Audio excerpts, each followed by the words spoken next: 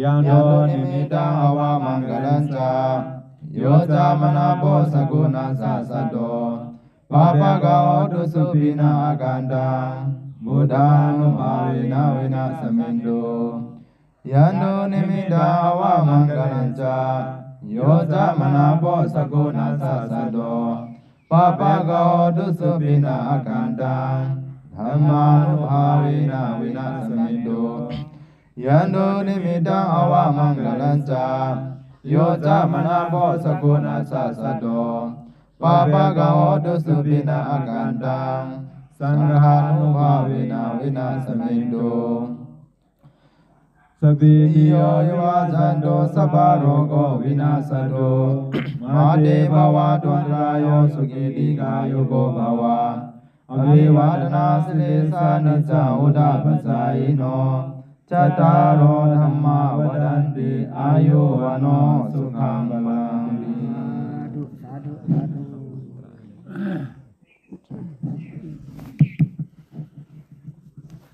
นะโมตัสสะภะคะวะโตอะระหะโตสัมมาสัมพุทธัสสะ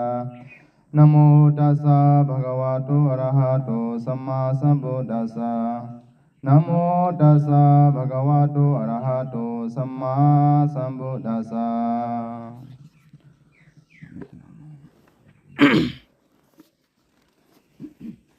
มันไหนวันศุกร์ยายำตุนไหมนุนหาในเสาร์อีกวันสิเกรตีมังยาหิงสัมปัก80จิตตุทุนมายศาสนาหิงเสบราเป็นเจ้ายาทรงหิงหาปัก68ปี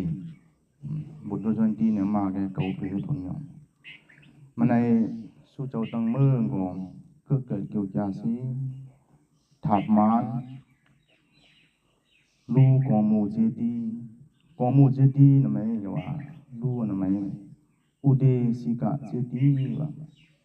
อุเดสิกะเจดีนะมั้ยยาถัดตู้หิงเจ้าพระเป็นเจ้าเนี่ยยังนานงอเฮากองมูนะมั้ยเฮาเฮ็ดสิมันไม่มัดยำห่างจากมันเจ้ามั้ยปลายปุกศาสนามันมั้ยลูอุเดสิกะเจดีเนี่ยกินไหนว่าแกเฮามันกองมูเนี่ยมั้ยเฮารู้อย่าผู้เสือเฮาเนี่ยศรัทธาเนี่ยเฮาไม่จ่อยว่าอันศรัทธาเนี่ยดีเนี่ยมาเฮาไม่จ่อยเฮาแล้วเบิ่งเนี่ยสิเฮาให้ถักมานไงอันมันไงว่าเนี่ยตั้งใช้เจอสิเฮาถามอันไหนแกกองมูเจดีเนี่ยอย่าห่างจากละเฮาไม่ศรัทธาเฮาเนี่ยเอาดีสิห่างจากเฮาปันเกี้ยงตราคันตู้เจ้าเนี่ยแล้วเบิ่งเนี่ยสิกองมูเนี่ยเขาผู้นางสันโตพระเป็นเจ้าเนาะอันเขาตั้งเมืองอุเดสิกะเจดีย์แม่มาก็เปิ้นเนี่ยสิมันเนี่ยสุเจ้าตั้งเมืองก็ตะกาปุตกามิตะกามานสนองตูเขาตั้งเมืองก็ศรัทธาเจตนาสิเอามุนปุปปะเจตนามุนจาเจตนาอปราเจตนา3เบิ่งเนี่ยเมาอย่างแกเฮาคิดของรู้ดานะเมาเป็นนำว่าเบิ่งเนี่ยสิปุปปะเจตนาว่าแกเฮาที่เฮ็ดของรู้ดานะสังกูปฐมะบนไว้ดังสังแกนเนี่ยเฮาว่าถามานว่าโลกของหมู่จอมนั่งทุ่งธรรมดาเฮาสิเฮ็ดมาไปมานะเฮากุปีก็ว่าเฮ็ดนำว่าสิตั้งเมืองก็สร้างแตงหมู่กันสิมันได้มุนจาเจตนาเนี่ยตั้งที่ก็บ่กินแน่ว่าแกปุปปะเจตนาเนี่ยยังอย่างเฮาที่เฮ็ดปุปปะว่าแกอันสังกูปฐมะที่เฮ็ดนำนะศรัทธาเนี่ยสังกูบนเท่าตีเนี่ยศรัทธาเนี่ยสู้เจ้าแม่มือสังกูปฐมะวันอะไรบุญเนี่ยตีกันเนี่ยวันอมรบุญนำเป็นของรู้ดานะสูเป็นอากิโอสูผู้เจ้าเนี่ยปิ้วสูมันได้ยะตั้งที่มุนจาเจตนาหิงน่ะมันยังไงตั้งเหยารู้เหยาตั้งเหยายังไงปิ้วก็ปิ้วจุงอ่ะอันนั้นเวลาผู้เจ้าเฮาน่ะเฮารู้สึกไงปิ้วกันเนี่ยเสียนกันเนี่ยเวลาอโลอันถับมันเนี่ยเวลาจะตีกันสังว่าเฮากองหมู่เจดีย์น่ะเฮารู้เหยารู้ตรามะตองสินนมะตองพระตราสังฆาแม่มะตองสิมะมัดยาเฮารู้ตั้งขะละนะบ่รู้ล่ะอโพเมียงโคที่เมียงนะก็เบิ่ม มุนจาจิตนารู้เหยาตางเหยาผู้เจอเนี่ยว่าเอาเปียวศรัทธาเนี่ยเขาว่าเอาตีอีกอัปปราจิตนาเนี่ย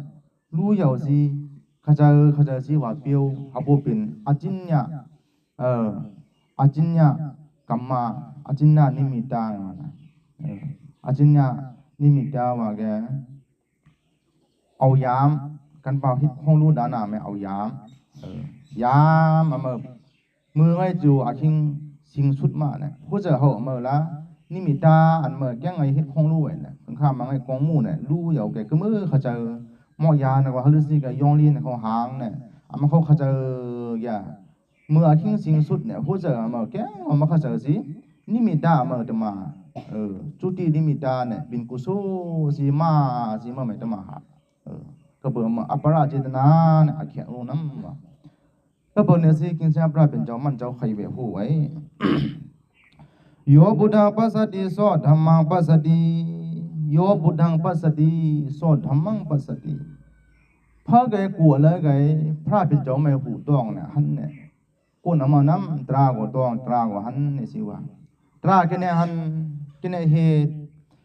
เขาเฮาว่าในต้องแล้วเบิ่มากินซาพระเป็นเจ้าตีอันเฮ็ดของลูกกุโซ10อัน10จอง10ตีไว้หั่นมันว่าดาสะปุญญากิริยาวาทุดาสะปุญญากิริยาวาทุดานาศีลาภาวนาอปัจจายนาวยาวาจา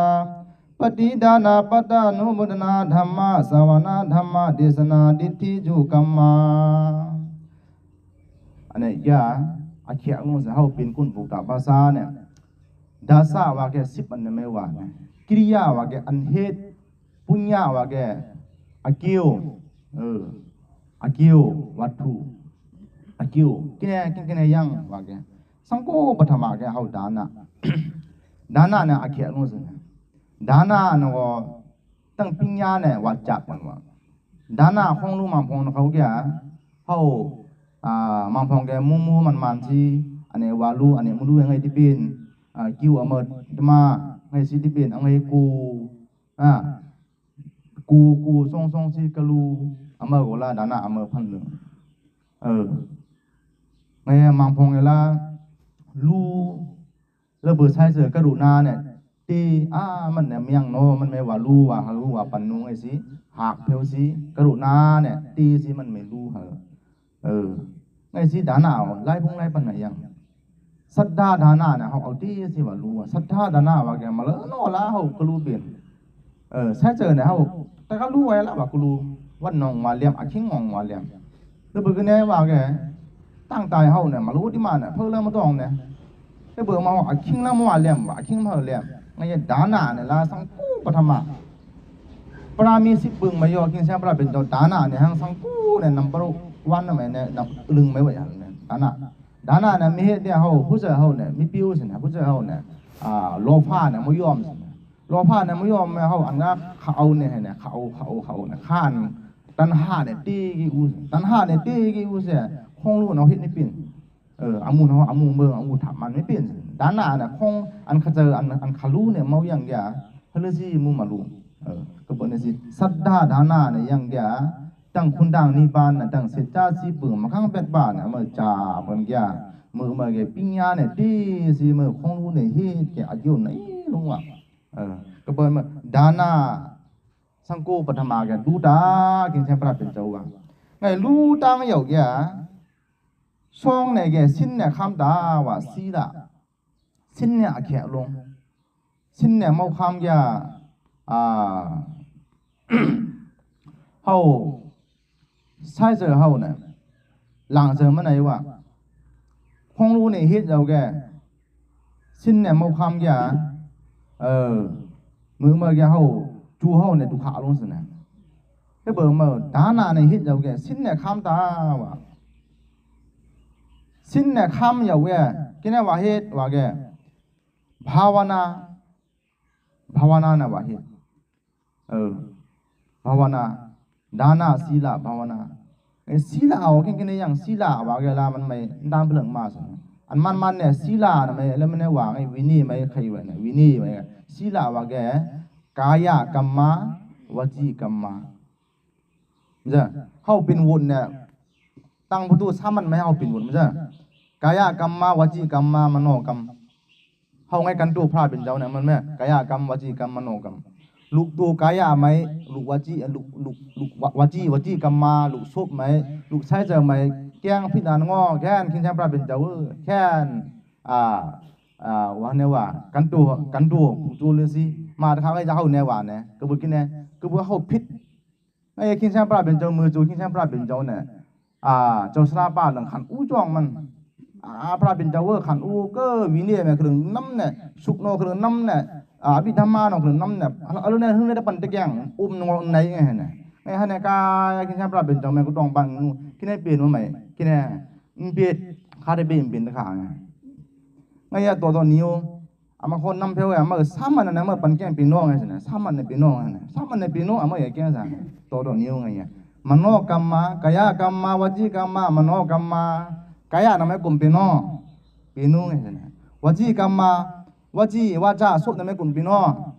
ปีน้องไงนะมโนกรรมสัจจะนะแม่กุมปีน้องปีน้องสามันเนี่ยปีน้องไงเนี่ยแกงนะก็เหมือนเนี่ยอันนี้ไงว่ากุมเนี่ยมื้อมาปันแกงมื้อไงมันเป็นยานอันนี้ละหาซ้อนขึ้นชาปราเป็นจอนเนี่ยก็เบิ่มกายกรรมไม่ว่าแกตัวเฮาเนี่ยแกงเนี่ยมัวเฮ็ดปานาติปาตามัวเฮ็ดเนี่ยตั้งตัวเนี่ยมันซะตั้งตัวคนน่ะแกเฮาเฮ็ดโหดเนี่ยตั้งตัวกายเนี่ยตั้งมือน่ะเขาเนี่ยแกเฮ็ดเนี่ยปานาติปาตาตั้งมือเนี่ยกายตู้บ่เป็นเบิ่นไหมไงตั้งมือเนี่ยเฮาโตะแกงว่าแกเพิ่นไม่กี่เสี้ยวละเป็นนะไงมันไม่ได้บ่เนี่ยเพิ่นเนี่ยก็ใช้เจอเนี่ยหยังกันเนี่ยได้บ่เนี่ยงั้นสิกายะเนี่ยกายะน่ะแม่กลุ่มตาไงวะไอ้ล่าศีลานั่นน่ะไอ้กายะน่ะแม่กลุ่มเป็นเนี่ยมือมาแกเฮาสิ้นเนี่ยเฮาอ่องกาแกมือมาแกอโลจูเฮาเนี่ยเข้มชาลงสิเนี่ยก็เปิ้นนี่สิกายะกรรมวจีกรรมมโนกรรมใช้เจอเนี่ยแม่ว่าเฮานี่สิว่าก่อนวจี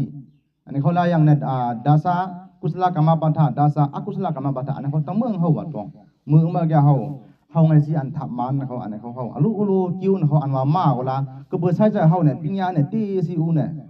ก็เบื่อมาละอลุตั้งเมืองกิ้วเขาทับวิกาเนี่ยแล้วเบื่อมาสิสังโกเนี่ยดานะศีลาไอ้ภาวนาภาวนากันนั่งกรรมฐานจนเอาปอดได้ฮู้เขามันไม่ว่าคุณถาโซนารุ่นมุลุลิกมาเขาไม่เอาเท้าไว้ก่อนไงอย่าภาวนาเนี่ยมันสิเนี่ยมันงอกกรรมมาไงว่าเนี่ยใช้ใจน่ะมันว่ากลุ่มฮารุสิเนี่ยว่ากลุ่มมาแกโอ้ใช่เจ้าเนี่ยฮารุสิแกหลายสินะเฮาไม่ฮารุสิแกเนี่ยเอานัดวิการนั่นเนี่ยหลายเฮาเนี่ยจูเฮาเนี่ยนั่งเอาละเลี้ยงนั่งอันสิเนี่ยเลี้ยงเนี่ยสิดุมันจะยังเนี่ยเลี้ยงสิดุนั่งอันสิเนี่ยเลี้ยงเนี่ยแม่เพิ่นทินว่าแกกูเฮาให้ทินไงสิเนี่ยไงบาลานี่ปัญจบาลาว่าแกถึงข้ามาไงไอ้ไปทินเลี้ยงน่ะอำเนี่ยปิญญาเนี่ยแม่เสว่าไงสกาสีน่ะอำแม่ศรัทธาวิริยะสติสมาธิไงเสว่านะนะศรัทธาเนี่ยตีแกบ่แม่พูดเฮาเฮ็ดเป็นศรัทธาเนี่ยตีอยู่มันจะสิเนี่ยวิริยะเอาตีวิริยะเนี่ยไม่ตีแกศรัทธาเนี่ยคลุศรัทธาเนี่ยยังนะมาไงไม่เมื่อตูเนี่ยมันมาแกในวิริยะเนี่ยมาแห่งใส่มาหรือสิบ่เป็นมันมันจะศรัทธาวิริยะวิริยะยังมันจะสติเอายังสิเนี่ยกินแน่ว่าเหตุว่ารู้ศรัทธายังสิเนี่ยฮะลือสิเนี่ยว่าเหตุไอ้ปู่อันเฮาหมอยานะว่าหางตั้งเมืองของรู้น้องของมูลอันเขาตั้งเมืองสติใช่มาสติไม่น่าเฮาต้องจะเฮาแก้งว่าเหตุเฮาเป็นคุณบุตรภาษาเฮาต้องอันนี้ไม่สตินี่ใช่ว่าสมาธิแกซะเจอนะเอาเส้นที่เฮามันนี่คงรู้ดานะสมาธินะสกาเซียนเนี่ยมันเนี่ยเพิ่นเนี่ยออกมากะปัญญาไอ้ได้บ่เนี่ยนะมันเนี่ยทินนี่แหละนะไม่ออมถึงไงมันเนี่ยผู้เป็นอมูนะอันนี้เขาว่าเนี่ยว่าตรงอันนี้เขาต้องมึงเนี่ยไปภาวนาไม่ใช่มาก็เบิ่งมาภาวนาไงอัปปจายานาน่ะอาเขียวเนาะนี่สิปันมันจะกินช่างปราเป็นจังหวะแบบนี้ที่คงรู้เป็นน่ะอัปปจายานาว่าแกมัดปูมัดเมมัดสรามัดสมาสราสมานะมัดปรามัดตรามัดสังฆะอันมัดอัปปจายานาอาเขียวลงซั่นน่ะเฮามามัดกันไงหอมาเศร้าเนี่ยยุ่งกันนุ่งซั่นน่ะมามัดเนี่ยบางพงแกรักก็ไม่มามัดก็ไม่นะเขาหนูนายหนูนำไงสิเขาเจอมามัดไงสิอันมัดอันยำนางอากิ้วลุงว่า สระไม่มามัดเนี่ยสระออกมาหักสินะสระออกแล้วนี่สิตราดีมัวสินะมันจะผู้ไม่มามัดไม่ยามหมดละมาหักมัวหมดละลูกใจพระเจ้าแมวแล้วขันหันมาสินะลูกอันไหนลูกอันมุสูดูกองน้ำไงสิก็บอกนี่สิอัปปะจายานาเนี่ยยังแกมันมาย่ออายุนั่นนะอยู่ไงสิดาสะปุญญากิริยาวัตถุไม่กินช่างพระเจ้าใครอยู่ไงนั่นก็อุลงเนี่ยวายาวัจจะเนี่ยอาเขียลงสินะวายาวัจจะว่าแกสังวามาเนี่ยหังดูหังตังก็สังวาเมียงแต่ในนู้นละจ้วงไม่มาสิเมื่อมาปัดมีเพียวเหรอลูมาแห้งเลยนะลูมาแห้งไอ้พวกไอ้ตุนกุฏิเนาะมือเขาหุงเงินจูไม่ยังหังมาสมมาไอ้ปัดเฮกะอัมเมื่อนู้นละอาจิ้วเนี่ยเมื่อนั่นลูมาแห้งงอนเนี่ยเมื่อวายาวัจจะไงพ่อไม่แกผู้ไม่ปีนองไหม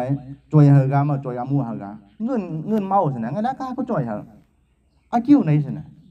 ไอ้จ้องไอ้มากะพวกปังนาพระเนาะจนนั่งไม่ยังหังชัวปัดเฮกะอาจิ้วไหนกันสินะวายาวัจจะแกงอมหิดอะไรมาไงแล้วจนนั่งปัดเฮกะแล้วเมื่อไหนยังอาจิ้วนะเงินคำวาลูอาเมื่อวาลูอาจิ้วที่อาเมื่อมาเจอสินะวายาวัจจะเนาะอาเมื่อว่ามันไม่เข้าไหนสินะนะก็เปิดมาอันนี้เขานี่ต้องไงเนี่ยดัชปุญญากิริยาวัตถุเนี่ยต้องไงอากิ้วเนี่ยแล้วกูแค่ไม่เข้าไหนตัวเขาขึ้นไม่ก็ลาสินะปังนาพระไม่เลี้ยมโอ้ปังนาพระเนี่ยหังสุนไงจนนั่งเพียวคดปัดคดกันผู้เจ้าเนี่ยเอาเสียนที่เพียวพระมันไม่ละอากิ้วไหนกันนะพระเป็นเจ้าไม่เลี้ยมีสถานเอาตีแกก็พระเป็นเจ้าเนี่ยเนาะเยอะดีกูเนี่ยเนาะสัมมาสัมพุทโธเนี่ยมูลมันคิงมันเนี่ยจ้อนเลยนะเนี่ยมากนะไอ้ที่ข้าเจ้าเนาะละอากิ้วไหนไอ้ที่ข้าเจ้าเรียบไปเนาะละอากิ้วไหนกันนะนะโมตัสสะภะคะวะโตอะระหะโตสัมมาสัมพุทธัสสะนะโมตัสสะนะโมว่าแกไปพระไม่ได้ไปตัสสะว่าแกพระไม่ได้ไปมันจงไม่ไปสู้พระแน่ภะคะวะเนี่ยพระแน่เนี่ยกะพระแกลุกราคะโทสะโมหะโลภะโทสะโมหะเนี่ยเอาขัดตุคนนะเพราะอะไรมันเอาลุกเงาทุ่มไปแล้วโอ้คนนะถุยสิมันจงไม่นำไปสู้พระแน่อะระหะนะโมตัสสะภะคะวะอรหังสัมมาสัมพุทโธอรหังเพื่อแก่สิบยุจนาว่าแกอันปันอันกิจยังสักกายดิฏฐินะเขาศิลปะปรมาสาวิจิกิจจามานาดิฏฐิไงสิตั้งเพื่อยังสินะอันยุงผู้เจอแม่นตั้งเพื่ออันปันอันกิจยังอามาเขาตั้งเมืองเขาออกขัดคนดังเขาเด็กคนดังสินะแม่อรหันต์ว่าอะไรหันนั่นเด็กคนดังแม่มันจะไม่นำไปสู่อรหันต์เยอะมากอะสัมมาสัมพุทโธไม่ไปสู่สัมมาสัมพุทโธว่ากันเลยเยอะที่โกนห้อยแล้วมันอันมันมาต่อเนี่ยก็สั่งแล้วมันเกิดอะ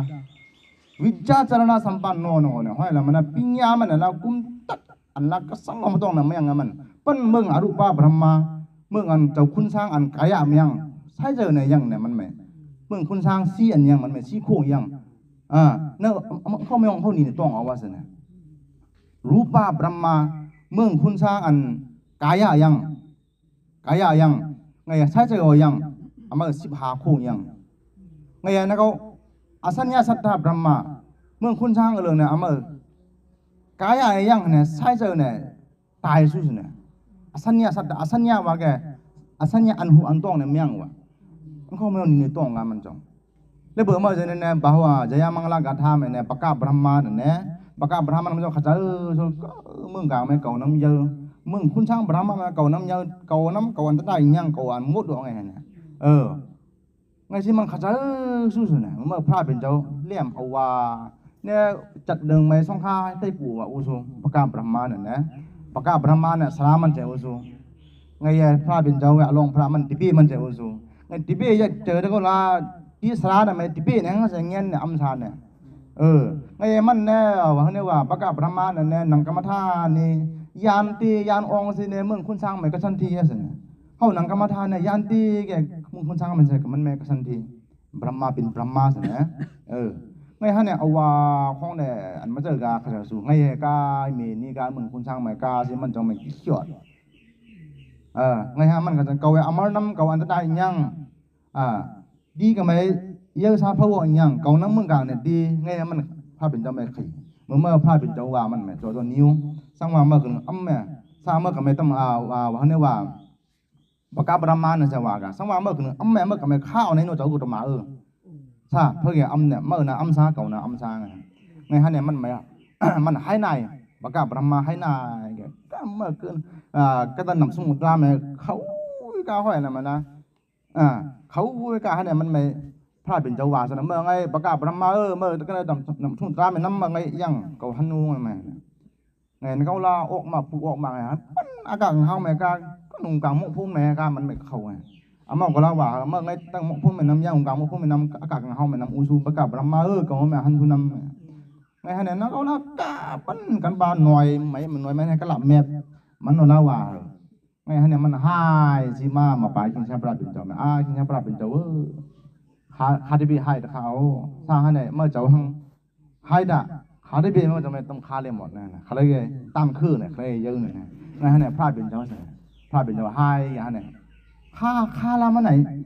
ค่าลามาไหนกำลังไม่มันในกันตูสิพลาดเป็นเจ้าคาดิบีไฮตะเขาคาดิบีไงต้องหูต้องนะเขาเมื่อเจ้าน้ำสัมมาสัมพุทโธเนี่ยเยอะที่พี่ที่กุนเนี่ยเมื่อเจ้าน้ำเยอะเนี่ยขาดแค้นคาดิบีไม่ตราคำตัวเจ้าเนี่ยผู้ธรรมตาเจ้าธรรมตามันเนี่ยอุสูแค้นมากเลยครับประกาศพระมาเก่าก็นึกหูไม่เงี้ยไผ่จังเกียมสูเมื่อมึงต้องนายก็นึกหูมันไผ่จังเกียมจะมันน้ำมันต้องนั่งในสิประกาศพระมาไม่ก็มันมันเนี่ยเอาไปสิมันไม่เขียนนะเขาสัมมาสัมพุทโธมันไม่น้ำเขาไปดูนะสัมมาสัมพุทโธว่ากันเลยเยอะลงถ้าไม่ได้ว่าสัมมาสัมพุทโธกูอะไรไงพระเจ้าปรามี30 ปึงเนี่ยเอาปีจุงสี30 ปึงสับปรามี30 ปึงdasar parami dasar upa parami dasar paramata parami amuni maja parami ne parami 30 ปึงนะเอาปีจุงกินเขาเปลี่ยนสัมมาสัมพุทโธน้ำมุตตาสาเนี่ยมีนี่สิมาอธิปีนี่นี่สิมาถูกต้องสิไปนะก็ละอากิ้วไหนเนี่ยขึ้นพระเจ้าไม่ปังน้ำไม่ยังไงสิไปนะก็ละอากิ้วไหนอธิปีเนี่ยเขียนงูสิกระเบื้องนี่สิขึ้นช่างปลาเป็นเจ้าสัมมาสัมพุทโธแกมันเจ้ากินเนี่ยฮะฤาษีเนี่ยเป็นสัมมาสัมพุทโธปรามี30 ปึงนะเอาปีจุงซีเสร็จจ้า40 ปึงนะมันพระเจ้าหนังกรรมฐานที่มันคากะอันให้ไหนชุนเนี่ยเสร็จจ้า40 ปึงมากางเป็ดบ้านเนี่ยเอามามึงกางไม่ได้ใช่อูเนี่ยที่คือนาคนด่างนะเขาไม่ชอบมีคนด่างเนี่ยเป็นเทื่อนกางกันสิเนี่ยมันจะเป็นเทื่อนกันมันต้องสิเนี่ยไงคนด่างเขาเนาะแล้วคนด่างเก้าเหมือนนั่นนะเขาไม่ต้องมันจะต้องมันเขาจะปิ้งยาสีเขามาแกเขาทำมาฆ่าสัตว์เนี่ยแง่คนด่างเขาเนี่ยแง่อูซูไม่เนี่ยคนด่างไม่รู้ไงเนี่ยมันจะไอ้คุณต่างเก่าเนี่ยต้องลุ่มกาแก่เหมือนสัมมาสัมพุทโธเขามาสิคุณต่างอันเก่าเนี่ยเอามาเขาใส่ข้างเขาเอาว่าในแง่คุณต่างเก่าเนี่ยอันนี้แง่คุณต่างในแง่อันไงว่าเนี่ยว่าพระเป็นเจ้าอ่านกุกที่เสมอเนี่ยสัมพุทธิอัฏฐวิสัญจารดวาราชาสเกปัญจสัตตาสานามามิเสียสามอัปปกะบาลุกังกังกาอนันดานิพุทธาจินังที่แท้พระเป็นเจ้าเนี่ยคือการอันเด็กๆเราอย่างปั้นหิมหนังกังกาแม่เขาเรียกใช่ในอย่างนั้นนะซาซีอเมอว่ากางว่ากินชัมปราเป็นเจ้านะกินไล่กุกเตนะอันขั้นน้ำอย่างนะต้องเข้าใจเนาะเขาคุณด่าเนี่ยแง่ปู่เนี่ยสิจ้าสิเบื่อมากางเป็ดป่าเนี่ยแง่เขาปั่นแกงชีกางนะคุณด่าเมื่อฆ่าสิมันเอาวกนั่นมันไม่ใช่แนวว่าสัมมาสัมพุทโธนะพระจีกาบุตรท่านนะเขาแหวนเขาเอามาเอาไหนสิเนี่ยสิจ้าสิเบื่อมากางเป็ดป่าเนี่ยที่ขึ้นนะชนไม่เป็นหูมเป็นค่ะปืนเนี่ยหูมเป็นปืนมีหูสิเอาถึงนี้บ้านเราไม่เป็นว่ะจอหนึ่งจังหวัดทำเท่าแก่ผมโดยปัญจสีงาป่าสินหาเนี่ยเขียวหัวเปลี่ยนว่ะไงเมื่อเวลาปรามีน่ะไหนสิเนี่ยปรามีน่ะไหนสิเนี่ยไงเฮาเนาะมุขละครั้งมุขก็วางเป็นนั่นนะไม่ใช่นะหุบมานะไงเฮามันเนี่ยเป็นบูดาภาษาเนี่ยนะก็ไงกินชาปลาเป็นจังหวัดสังวามาเมื่อพระสงฆ์แม่ขัดต้องไงเมื่อกินในอูซูไงในปิ้งย่าเฮาเนี่ยมันกุ้มกลึงนะเฮามันต้องนะเฮาจัดมังกินทางอูซูเนี่ยไงตัวหางไม่เลี่ยมตาสังวาตัวหางมันละคณะอังกามาปีจุงเวลาเมื่อกุ้นถดกุ้นแม่น่าจะมาอุซูเนี่ยไงเขามันในเป็นกุ้นบูดาภาษาเนี่ยไงปิญญาเนี่ยเขามักเอาเตสิสังว่าเมื่อจัดน้ำเนี่ยเมื่อเกี่ยงไงที่เป็นเนี่ยไว้แล้วเนี่ยเมื่อตายสิเกี่ยงไงที่เป็นเนี่ยผู้เจ้าไม่เลี่ยมตาว่าใช่เจอเมื่อเนี่ยกินเนี่ยเมื่อสถานเนี่ยดีโอปิญญาเนี่ยยังนะสิจ้าสิเบื่อมากางเป็ดบ้านเมื่อหูตัวงอเมื่อปันแก้งงอสมาสมุทรเมื่อหูตัวงอสังว่าตัวเงี้ยมือมาเกี่ยวโอ้ไว้แล้วเก่าตายเนี่ยเก่าตะการตีถอดดีเนี่ยกำตักสารทุกูแล้วยังนะอันทุกูแล้วยังเหรอมันจะพระเจ้าไม่ว่าออกกำมาสินะไม่อันนั้นเขาคงรู้แต่หน้าน้อยเห็นนะเขาพระเจ้าไม่ออกกำสินะที่ใช้พระเป็นเจ้ามันเจ้าเขาไม่ซ่อนปิญญาตั้งตายไงซ่อนปิญญาตายเหรอจังเขาขลุ่ยเห็นเนี่ยนะอาชิงสิ่งสุดมาเขาตัวต้องสินะเมื่อขลุ่ยน่ะนั่นก็ละอาชิงสิ่งสุดเนี่ยเมื่อตัวต้องเนี่ยเมื่อขลุ่ยเนี่ยมากระเบื้องเมื่ออาชิงสิ่งสุดไหมมังพงไงล่ะเปียวมุนที่จะการเนี่ยมันพองกันแล้วก็หนาจำตู่แล้วกูช่องไงกามันไม่ใช่ดาริจอลนั่นนะกระเบื้องเมื่อเขาเฮ็ดคงรู้ดานานะเขาเอาเมื่อสะอาดแขกลงห หัวใจเฮาเนี่ยนะหัวใจเฮาเนี่ยเฮาเงี้ยนนะแม่ว่าว่าเขาสิอูสมาสมุดโดเนี่ยพี่เนี่ยสมาสมุดโดเนี่ยก็เลยมันเจ้าเนี่ยคือมันเยอะเนี่ยอีดีพิสอบภะกวามันเจ้าภะกวาโลภะโทสะโมหะเนี่ยอันไม่ยังภะกวาอรหังมันเจ้ายาหานสิบสังโยชนะเนี่ยมันเจ้าขัดตุกขดกาอรหังสมาสมุดโดสมาสมุดโดยติพิติโกนมันเจ้าพระเจ้าละปรามี30 ปึงนะเอาเป้จุงสีปีนพระข้าพระเจ้าเสียจ่าสิเบื่อมากางเป็ดบ้านเนี่ยข้าสิปฏิจจสมุปบาทเฮาฮัลสิแกเฮาสันเทเนี่ย12 อันยังมันคนมันต้องเจ้าข้าสิมันเป็นพระมันแม่หูดวงเฮามันแม่เฮาไปมือมาแกอากิวลุงแสดงมาเงินคำเมียงนอละมาอากิวเฮ็ดเป็นไม่ใช่แกเงินคำเมียงในนั้นเฮ็ดอากิวเป็นยังไงเมื่อไม่กันเมืองว่าละไม่อากิวเฮ็ดดีคัดเป็นเนี่ยมันจะคือบ่มาคิงชาพระเป็นเจ้าโป้10 เดียเนี่ยบ่ฮะนะไอ้สิอปจายานาอันบัดจ้องมาแกละมาเป้าไหนนะว่าลาแกงไงฮันเนี่ยนะผิวโคตรเก็บคนละแขกอ้อนเลยเมื่อสถาสิเก็บเมื่อนอละอากิวไหนก็ซะมั้งอากิวไหนก็ซะไงมาสิหาให้ยามให้ดูขึ้นเลยมาอันนี้ละอากิวนั้นอันที่เราติดใครวันยังอยู่มาสิแขกอ้อนเลยเก็บเบี้ยคนเฮาละอากิวไหนกันมั้งก็บ่มาอปจายานาลูกมายออากิวเฮ็ดไหนอยู่คิงชาพระเป็นเจ้าใครไปฮู้ไปนะอปจายานาว่าแกอันมัดอันยำไงเวยาวัจจาว่าแกอันเฮ็ดอันไปผิวเฮาปัดเฮาจอยเฮาเพราะแกฮิตบุ้งฮิตบ่อยแกเมื่อจ่อยให้เป็นตั้งเงินคำในวัตถุเป็นเนี่ยนะกายก็จ่อยเฮาล่ะโอ้ผู้เจ้าน่ะเอาเส้นชนิดจ่อยเฮาล่ะอากิวไหนอยู่นะอันนี้แกหานัมเบอร์6 นัมเบอร์แกปฏิดานาปฏิดานาว่าแกคึงข้ามาเฮาไงมือฮิตซ่อมเฮานะเขานะมันจะเฮาเนี่ยตั้งก้นเนี่ยเฮาเฮาไม่ฮอดเวกายเอาเฮาเด้อมือเฮาเป็นมันจะเฮากินได้ว่าเฮาปฏิดานาอากิวเนี่ยมันไม่เฮเป็นนังเวลาเจ้าภาพบินไปสนามเมืองราชกิวไม่ฮัลโหลสเนปีน้องเนี่ยดิสมุยมันเอาเป็นปิตาสิกิไลกำพาบนเนี่ยเขาไงล่ะสังลีซุนั่นน่ะไม่ใช่กำลังแม่กินชาปลาเป็นเจ้าหล่อเขาเนี่ยมันกายละฮิตของรูตนาเองเขาไม่อากิวเนี่ยเว้ยให้กันเขาไหนเมืองแบงเขานะออกกิซีสั่งเขาไม่นั่งเนี่ยสิอากิวเนี่ยเขาเนี่ยก้นอันเขาไงปีน้องเนี่ยดิสมุยเขาอันไงสิ่งอันนี้จากคันดากรรมตานะเขาไม่เขาฮิตของรูตนาจึงเขาไม่เขาไม่ห่องผิกปังสิผิกปังสิจึงเขาไม่เขาฮิตของรูเหรอมือมาแกเอาที่อันเขาอากิวตัวไหนเขาอากิวไหนแกเขาเวลาอากิวไหนสิใช่เขาเนี่ยลงหาตั้งห้องเนี่ยยังเนี่ยเขาไม่เนี่ยมันมีอากิวไหนแกสินะเขากระเปิดในเช้าเนี่ยฮิตช่วงมันเนี่ยไม่ใช่อันนี้อันไม่เอาอากิวไหนสินะอันนี้ฮุกนัมเบอร์สิไงแย่จิตนัมเบอร์มาแกปัตตานุบุตนาอันนี้แค่ลงจากเนี่ยปัตตานุบุตนาเนี่ยปัตตานุบุตนาว่าแกเนี่ยมาฮิตนี่เป็นนะสินะมาฮิตนี่เป็นเนี่ยไม่เพราะแกไหนไม่กล้าแกมันพระเลยเขาเนี่ยรู้พระซาพระเลยเขารู้จองจากเลยสาธุไม่พูดจะเนี่ยเอาเปี้ยวเวลาสาธุเนี่ยว่าละมึงสาธุ3 วันว่าให้ละอากิวไหนยอมมึงพระเลยเขาฮิตพระพระเลยเขารู้พระพระเลยเขาคำช้างพระเลยเขารู้อันนี้ไงในฮิตกุลนามาพูดเจอมันเนี่ยตาเนี่ยมันหนังไอ้พูดเจอเนี่ยเอาตาเนี่ยเขาละไม่เจอไม่คู่กันนะนายเอาปินวูดหรอมันไม่ละปินวูดหรอกอันไหนมุติตาไงสวรรค์เนี่ยนะตั้งปืนพระเจ้าไม่เป็นนานง้อตั้งปืนกาสีเปี้ยวมนสิดาไอ้เต้กูเนี่ยนะขึ้นตาเนื้อเนี่ยสร้างว่าเมื่อตาเนี่ยเมื่อปินวุฒิแล้วนะเต้กูมันเนี่ยขึ้นตาเนี่ยเมื่อว่าจุ่มหนุ่ยว่าเก่าห้องเป็นเนี่ยเต้กูคนเนี่ยพี่น้องคนเนี่ยก็เขาขึ้นตาเนื้อสาธุ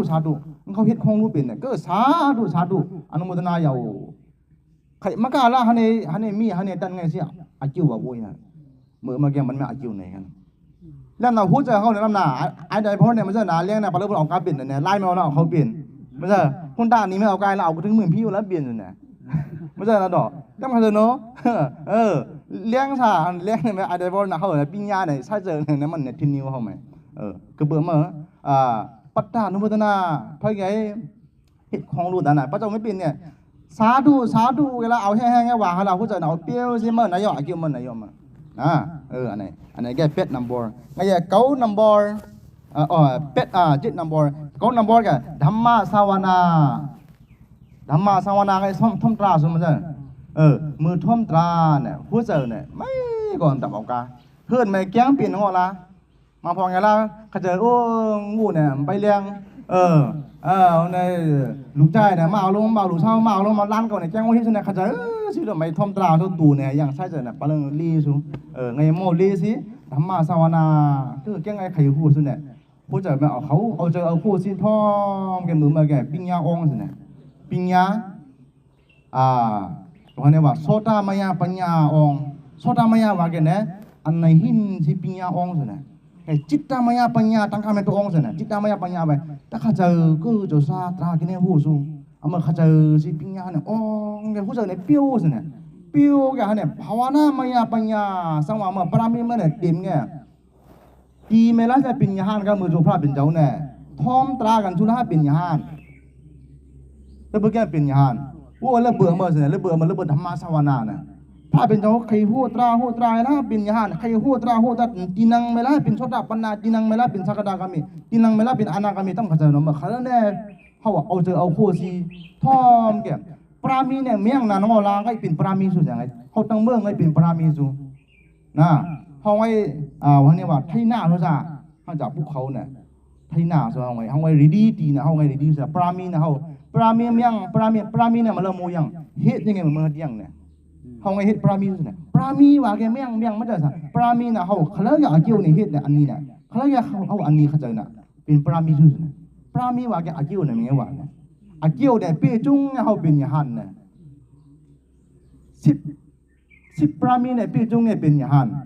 20ปรามีเปจุงเนี่ยเป็นปัจจิกบุตร30ปรามีเปจุงเนี่ยเป็นสัมมาสัมพุทโธสัมมาสัมพุทโธปัญญาดีกาสัทธาดีกาวิริยะดีกาคิงสัมปราเป็นเจ้าสัมมาสัมพุทโธเฮาเว้ยปัญญาดีกาซั่น